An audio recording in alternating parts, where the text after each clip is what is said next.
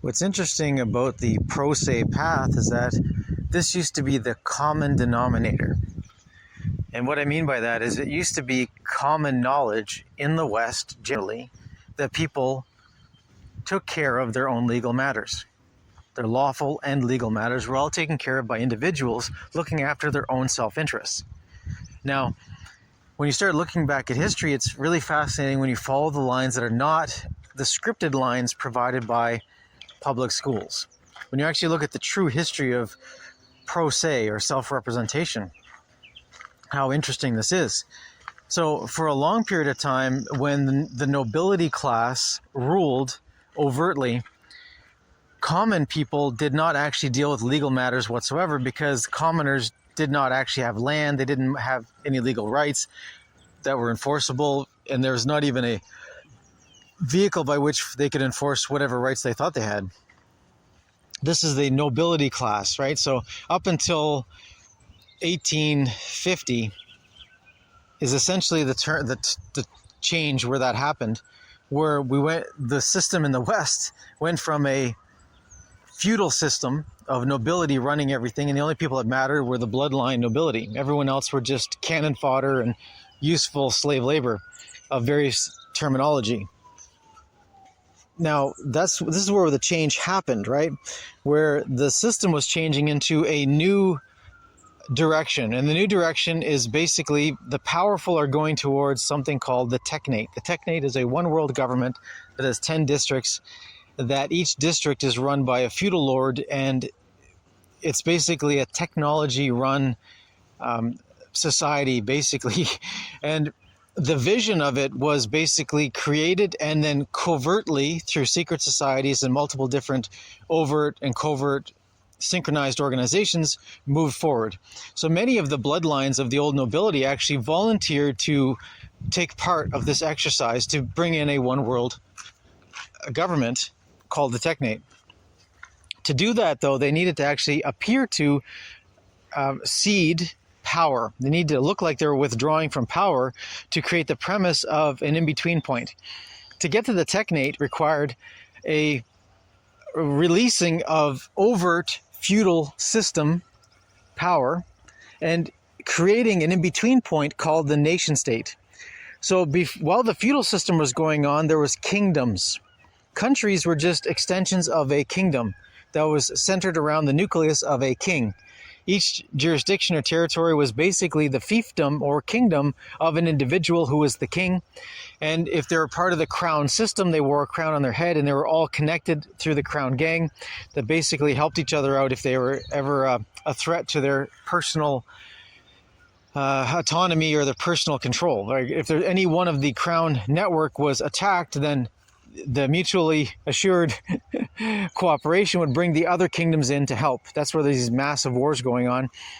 Whenever there was an independent outsider who came into power and took over a kingdom, if he did not wear a crown, he wasn't part of the crown system, and he basically would be overthrown or taken out of power pretty quickly. Anyways, the thing is, the transition period was the creation of what was called the nation states. The nation state had the premise that it was not a king that ran the nation, but the people of the nation ran the nation by way of creating something called elections. So before the nation state concept came forward, there was no such thing as elections because all the power struggle, the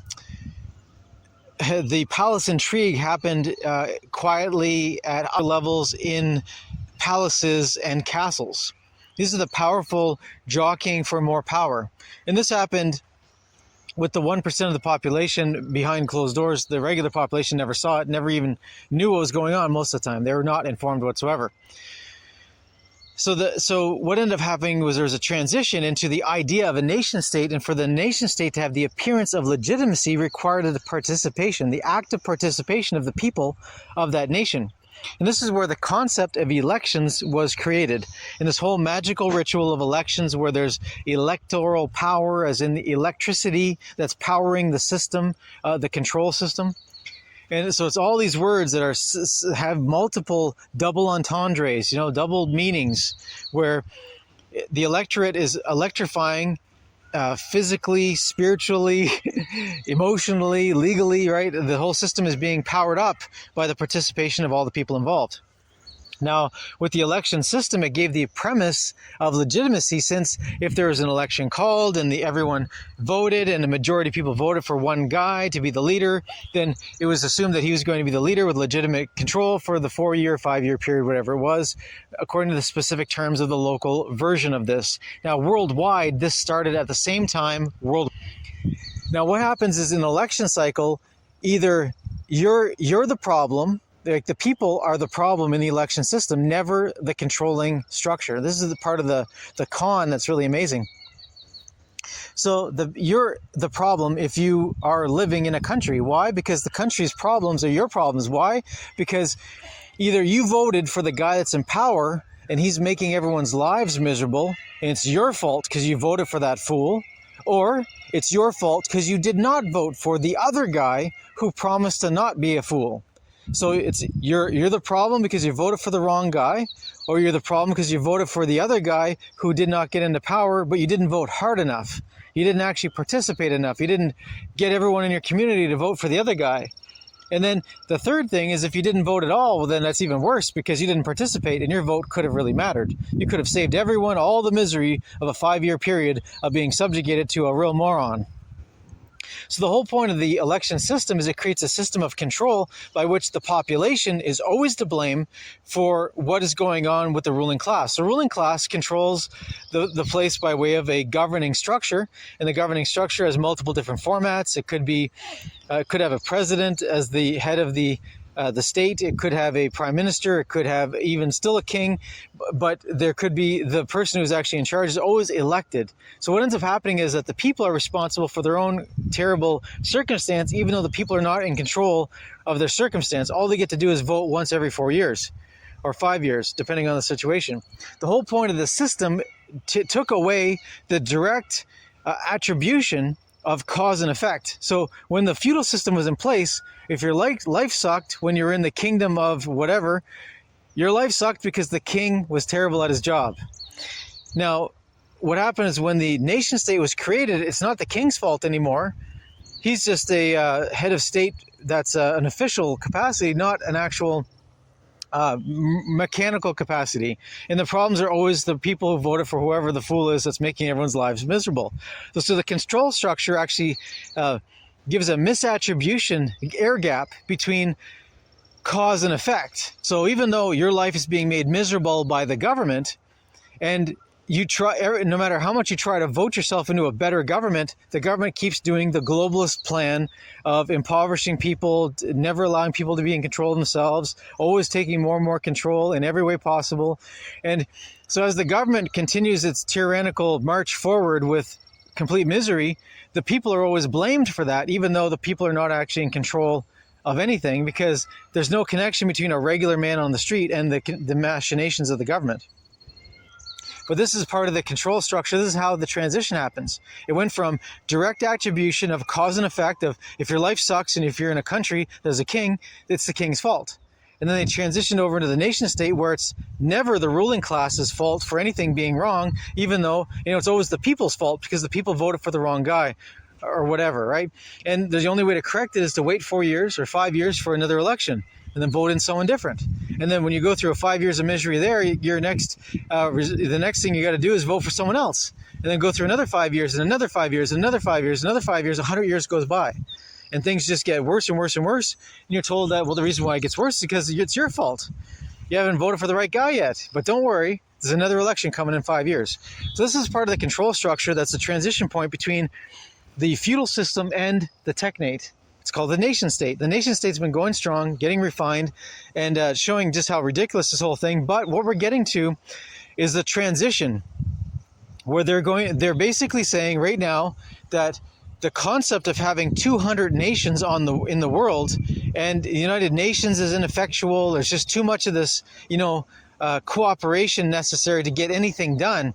And already in the European Union, right? The European Union is a mini technate in that it combined about 30 countries in Europe into one group called the European Union. The European Union was supposed to provide governance efficiency and save money for everyone, and it just cried all kinds of opportunities. There's all kinds of promises made about the European Union, and none of the benefits ever manifested with the European Union, but all kinds of deficits and all kinds of everything became stupidly bureaucratic, insane, costly, dysfunctional.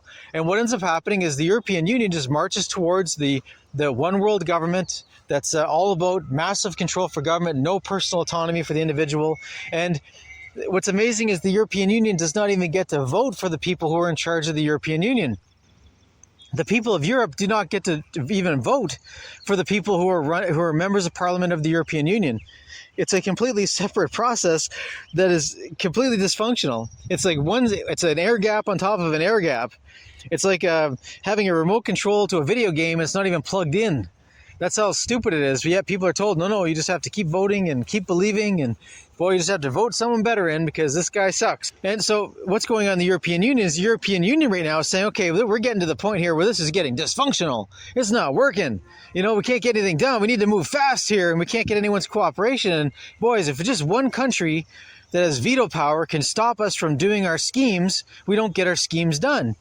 And there's hundreds of billions of dollars waiting to be poured into certain countries that are earmarked for this and that event. And so what's going on is the people who are running the European Union is saying, this is totally dysfunctional. We can't do this anymore. We can't cooperate to get anything done because all it takes is one guy to not say yes and we can't move forward. So they're actually talking about streamlining the European Union to actually handing over the reins of control to an extrajudicial government that is going to be controlling the European Union, where the member states have no say in it.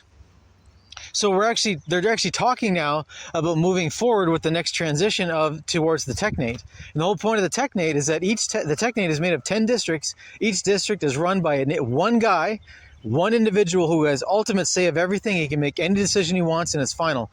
And that's what we're moving towards. We're watching the transition. Now, why this matters is that we're actually watching the erection, construction, deconstruction.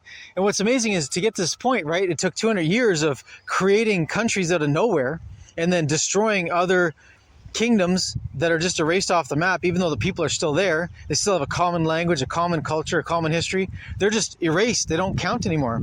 There's certain areas of the Middle East where there's just these large lands that used to be part of a kingdom that had a common language, common culture, common history, and we're erased off the map. They don't exist on the maps. On the maps are official legal designations that have borders, that have presidents, that have democracies, right? And so the transition is going on whether people agree to it or not. Now, what's really fascinating is when you start seeing this happen and you realize, okay, well, what happened was before World War I, there was not enough countries. Why? Because there wasn't enough political will, motivation, there wasn't enough conceptualization, education, indoctrination, whatever you want to call it. There wasn't enough going on to make this transition happen any faster. So what they had to do, they had to start pushing and pulling all the ways they could to manipulate people into agreeing to combine small little kingdoms into larger kingdoms that then were subsumed into the nation state. So there's about 1,000 little kingdoms that became what became known as Germany. Germany is just one group of multiple kingdoms that all have their own diverse history and diverse all kinds of stuff. They were all just amalgamated into a thing called Germany. This amalgamation has been a process that's been going on with iterations all across the world, from big and small. Small communities are subsumed into larger amalgamations that are subsumed into larger amalgamations, and the governing structure gets farther and farther away from the regular person, and farther away from any accountability. If the guy who's making your life miserable is 1,000 miles away and surrounded by major security, he's not worried about you being upset. But if the guy who's making your life miserable lives next door and you see him every morning, then he's going to be a little bit less likely to do something that's going to cause your life to be directly miserable, because there might be some blowback on him personally the next day.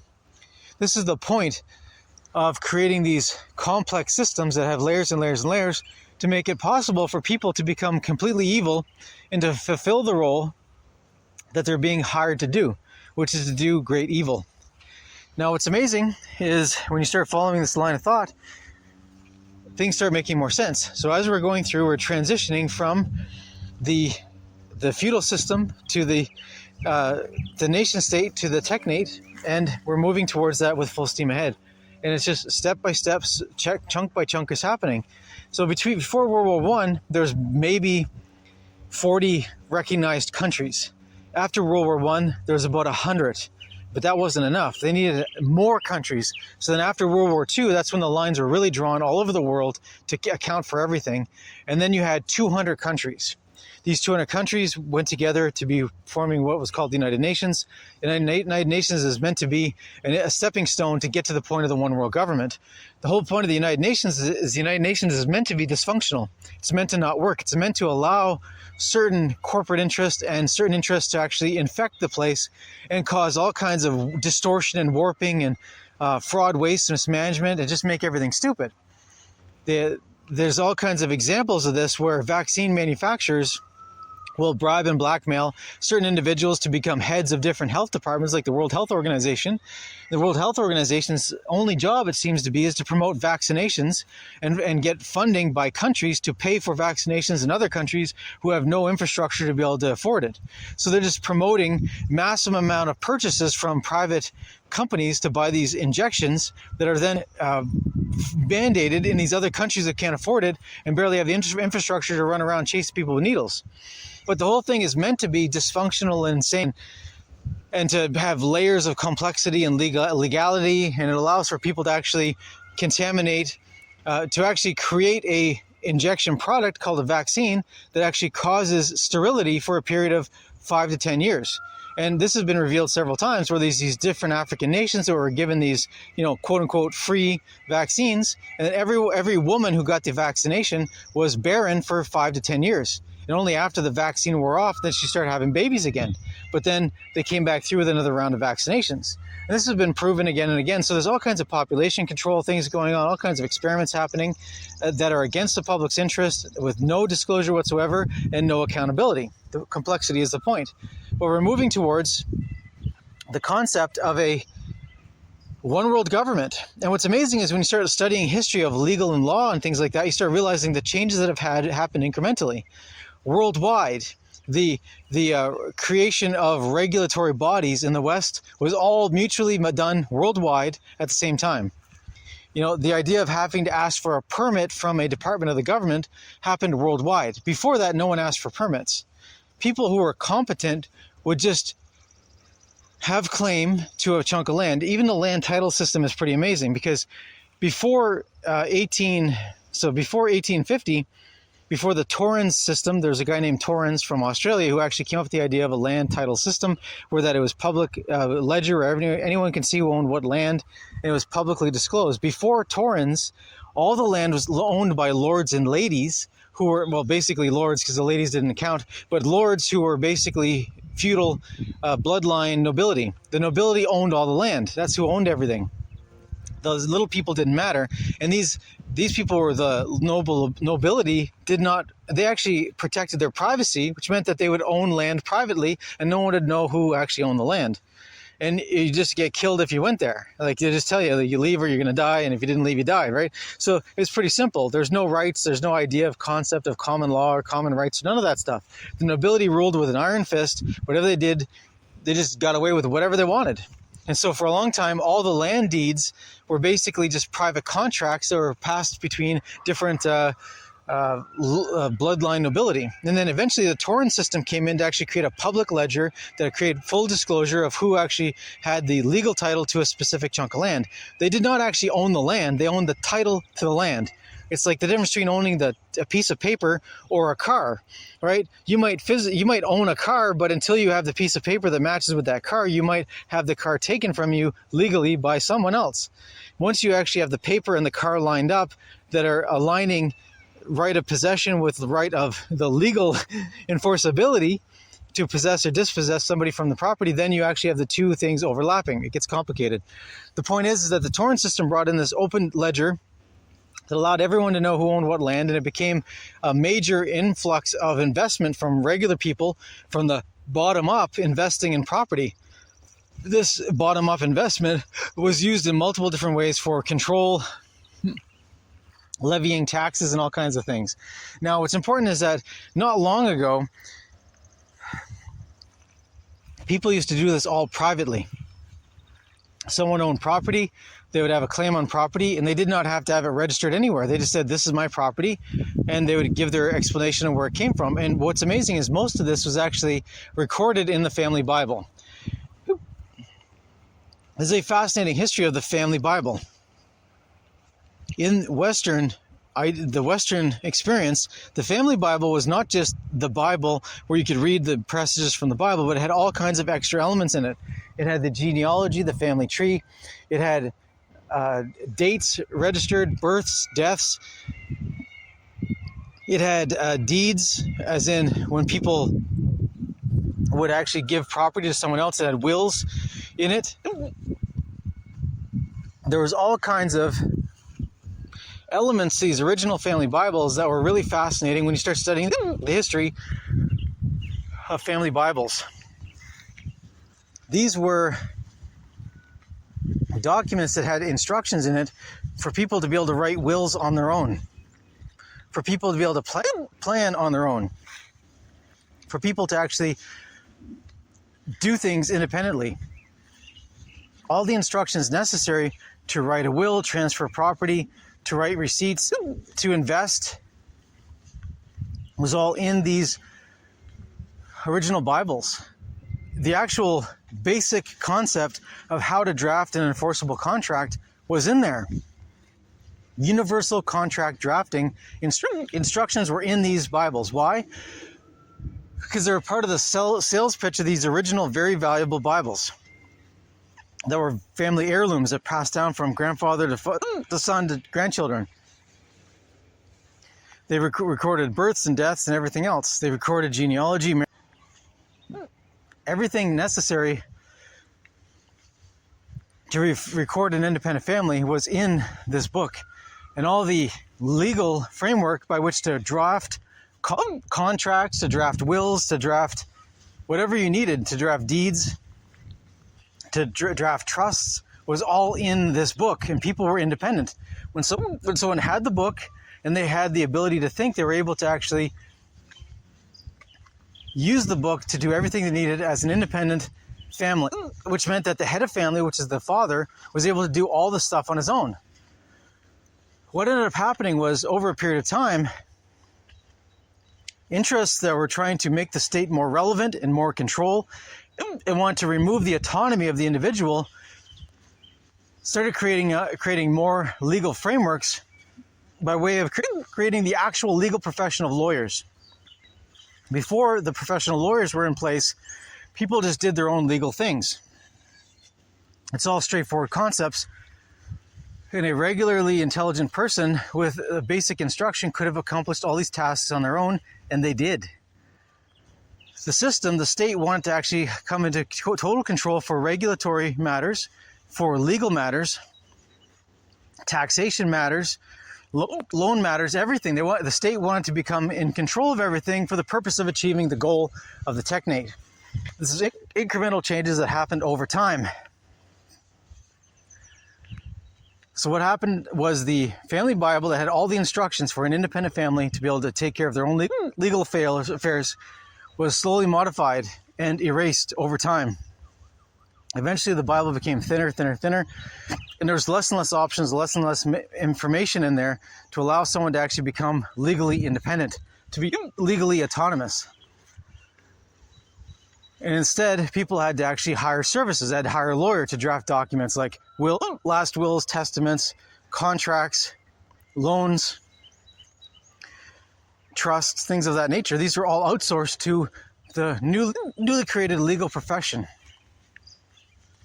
This is important to understand, is that there was a transition where people went from being completely autonomous, self-directed individuals who were able to handle their own affairs, and then that transitioned over to the state handling everything by way of force, where you are not allowed to be independent anymore. It's a really fascinating transition, because then there's regulations. You cannot build unless you're building according to the local regulations and codes. Before that, people just built according to common sense and their artistic abilities. And they made these magnificent houses that are still around today that are actually amazing examples of craftsmanship from the day. that show not only is the building structurally sound, made amazingly, strong, it's still lasting today, but it's beautiful. Nothing was standardized. It was all whatever the individual wanted to express their personal tastes and their personal expression of what their family needed at the time.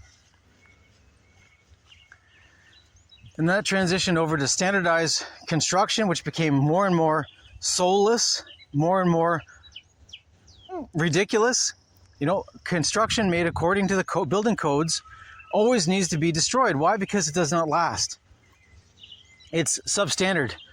It's ugly. It doesn't last. And then they'll bring in new laws that actually make you tear down the old structure that was built according to code. Why? Because the old code has been renewed by the new code, and the new code says you have to tear down the old code stuff at your expense. This constant churning is by design. It's important to understand that this is not just happenstance or 20 different things happening and coincidentally going in the same direction. It's all together. The system is slowly erecting itself day by day, incrementally over small periods of time. Well, over long periods of time, but the individual only experiences a small portion of that time and does not see the differences. Take someone who's actually paying attention for a long period of time. People who are antique dealers in books can actually see the transition from the pre-1850 books Bibles to the post-1850 books Bibles to the 19th century Bibles. Well, the after the year 2000 Bibles are just ridiculous. It's mass-produced stuff with barely anything in it. But this period of time of the antique Bibles from 1850 to 1950 was a transition of something that actually mattered. It was a family heirloom that was passed on from parent to child to parent to child, to becoming something that was just disposable and forgotten. But the most important thing about this, what was forgotten, was that it actually had all the actual instructions for someone to be legally independent, to be able to make their own contracts, make their own loan guarantees, be able to calculate the interest according to common sense, to be able to draft wills, testaments, to be able to create trusts. Everything an independent person needs to know how to do was in there, and that was erased over time. It's important to track these things because you can see where we came from to see where we're going. Proof of claim of where we're going is proof of claim of where we've come from and where we are today. When you see the transition point, you can see where we're heading. It validates the prediction of the people who are bringing in the Technate.